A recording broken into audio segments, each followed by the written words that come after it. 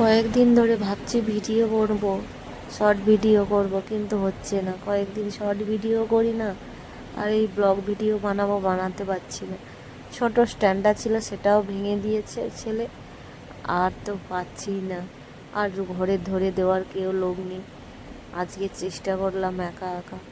দেখো, আমার সকালে পুজো দিয়ে শুরু করলাম, সকালের কাজকর্ম সেরে পুজো দিয়ে। কালকের দ্বিতীয় সোমবার ছিল, জল ঢালতে গিয়েছিলাম বাড়ির ওখানে, জামা কাপড় ধুয়ে মেলে দিয়েছি। আর সকালে বানিয়েছিলাম বাঁধাকপির তরকারি, মুড়ি দিয়ে খেয়ে নিচ্ছে। ওরা খেয়ে স্কুলে চলে গেছে, আর আমি এবার রান্না করব। এই রান্না সময় যখন যখন খারাপ যায় না, তখন সব দিক থেকেই খারাপ আসে, সময় পরিস্থিতি সবই।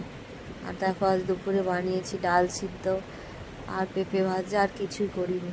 ভালো লাগে না শরীরটা, কিছুই রান্না করতে ভালো লাগছে না। ওটাই রান্না করে খেয়ে নেবো রাত্রে, তারপরে যা রান্না হবে।